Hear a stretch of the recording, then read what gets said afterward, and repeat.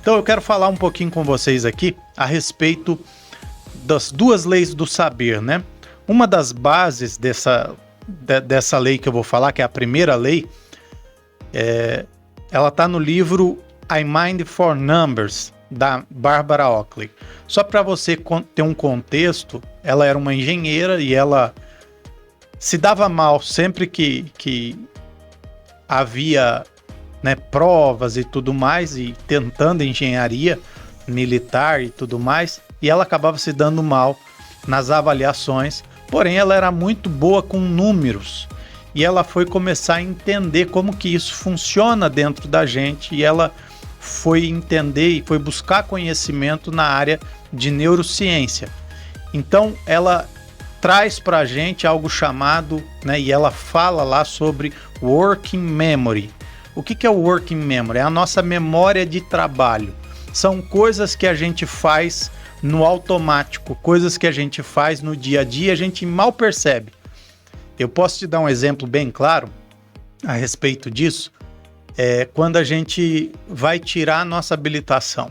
É uma preocupação se o pé está na embreagem, se a gente lembrou de dar seta, se a gente colocou o cinto, se acendeu o farol. É uma série de coisas enquanto a gente está atrás do volante que depois da gente ser habilitado, depois de ganhar o hábito de dirigir, a gente não percebe que faz. Inclusive, né?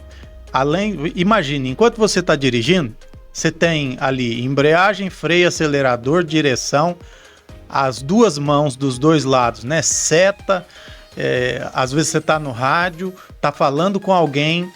Então você está fazendo um monte de coisa ali no automático que antes de ser habilitado, né? Antes de ganhar essa habilidade, isso era um empecilho para você. Você ficava agoniado, angustiado com isso, porque isso incomodava muito, porque não era ainda um processo automático, a sua memória de trabalho não tinha registrado aquelas ações ali.